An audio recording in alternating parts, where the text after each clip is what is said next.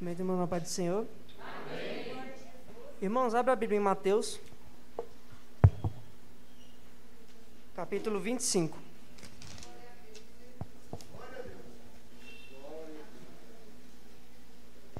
Eu queria agradecer essa oportunidade, primeiramente a Deus, depois à liderança da mocidade, ao pastor, ao irmão Miguel que me chamou. E vamos ler a partir do versículo 14. Pois será como um homem que, ausentando-se do país, chamou os seus servos e lhes confiou seus bens. A um deu 5 talentos, a outro deu 2, e a outro deu 1, de acordo com a capacidade de cada um deles, e então partiu. O servo que tinha recebido 5 talentos saiu imediatamente a negociar com eles, e ganhou outros 5. Do mesmo modo, o que tinha recebido 2 ganhou outros 2.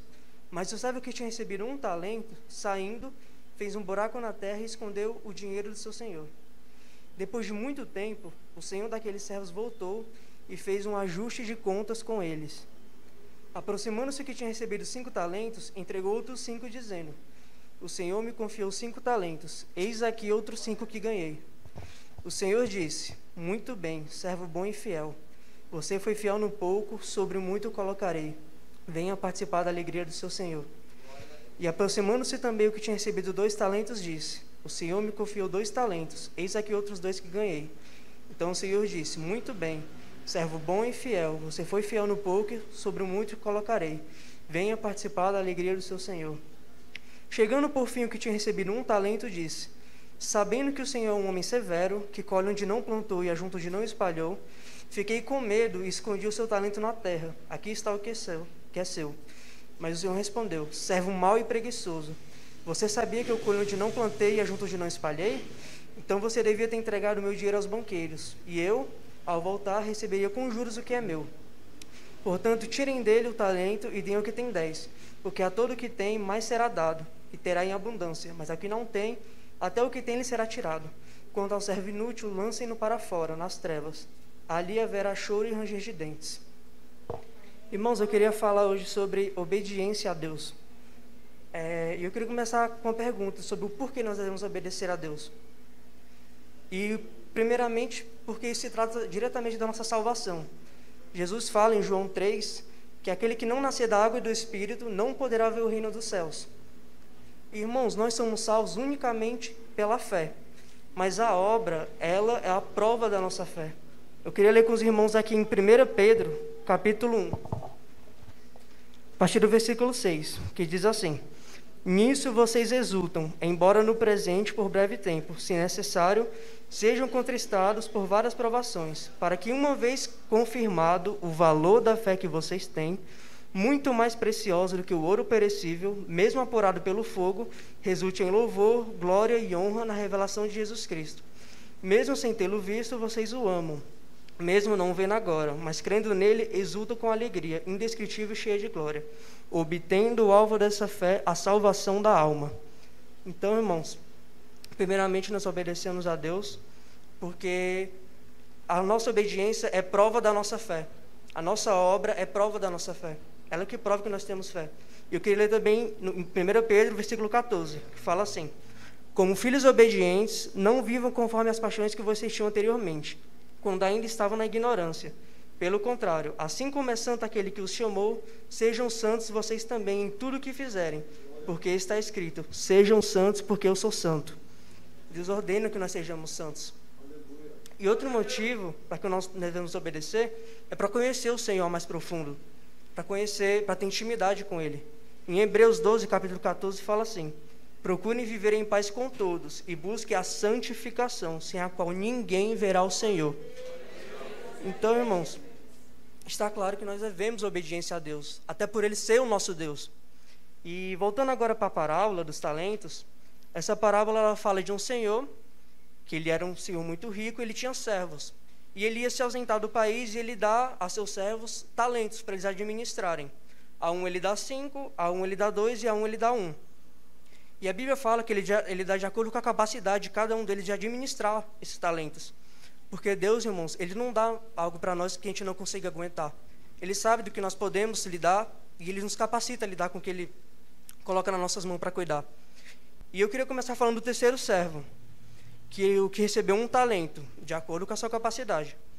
A Bíblia fala que ele sabia que o seu senhor era um homem severo, que colhia onde não plantava e ajuntava onde não espalhava. E no dia do acerto de contas, quando seu senhor veio falar com ele fala que escondeu o talento, com medo de perder, porque sabia que o senhor era um homem severo. E o senhor pergunta: você sabia que eu era um homem severo? Então por que você escondeu? Por que você não obedeceu a minha palavra de multiplicar os talentos que eu te dei? E a verdade, irmão, é que esse servo ele não conhecia seu senhor. Porque se ele conhecesse, ele teria obedecido. Ele teria sido fiel ao seu senhor. E o seu castigo está aqui no versículo 30, que fala: quanto ao servo inútil, lancem-no para fora, nas trevas. Ali haverá choro e ranger de dentes. Porque, irmãos, essa parábola fala diretamente do nosso destino final das nossas almas. Ou a salvação eterna, ou passar a eternidade longe de Deus. Quando fala de choro e ranger de dentes, fala do inferno. E esse foi o castigo da desobediência desse servo. Eu queria falar agora do segundo servo, que recebeu 2 talentos. E é interessante, irmãos, que ele, de acordo com o que ele recebeu, ele deu de volta. No dia do acerto de contas, ele entregou 4 talentos ao seu senhor. E, se você parar para contar, no final das contas, ele entregou menos do que o primeiro servo. Menos da metade ainda. Mas é interessante, irmãos, é porque Deus ele não se importa com quanto você entrega, ele se importa com a sua capacidade de ser fiel a Ele, de obedecer a sua palavra e a sua ordenança. Ele fez de acordo com o que recebeu, com os talentos que recebeu, com a capacidade dele, porque o Senhor deu em justa medida para ele. E eu queria falar agora também do primeiro servo. Esse servo, ele era o servo mais capaz do seu Senhor. Então a ele foi dado mais talentos, foi dado 5 talentos. E ele foi, negociou e ganhou outros 5. E no dia de acerto de contas, ele entregou ao seu senhor. E o seu senhor falou: muito bem, servo bom e fiel, você foi fiel no pouco, sobre o muito te colocarei. Venha participar da alegria do seu senhor. Irmãos, o que eu entendo aqui é que quanto mais lhe é dado, mais lhe é cobrado. Este servo, ele tinha recebido mais talentos por sua capacidade, mas por causa disso, ele teria que ter um resultado melhor. Porque mais lhe foi dado, mais lhe é cobrado. E, irmãos, a pergunta que fica é: como nós vamos obedecer a Deus se nós somos falhos e pecadores? A Bíblia fala, em 1 João, que não existe ninguém que não tenha pecado. E que quem diz que não peca, esse se engana e faz de Deus um mentiroso. Porque na Bíblia fala que todos pecamos e todos falhamos. Só que tem uma passagem na Bíblia que eu acho muito forte, que está em Isaías 6. Que quando Isaías ele vê Deus, ele tem uma visão do Senhor. A Bíblia fala que ele vê o Senhor assentado sobre um alto e sublime trono. E serafins estavam à sua volta e proclamavam: santo, santo, santo é o Senhor dos exércitos. E Isaías, ao se deparar com a glória de Deus e a santidade de Deus, ele percebe a sua impureza e o seu pecado. Ele fala: ai de mim que vou perecendo, pois eu sou um homem de lábios impuros e habito no meio de impuros lábios. E os meus olhos viram o Senhor dos exércitos. Quando ele percebe o seu pecado, Deus ele é tão bom que ele envia o seu anjo, pega uma brasa do altar com tenaz e toca nos lábios dele.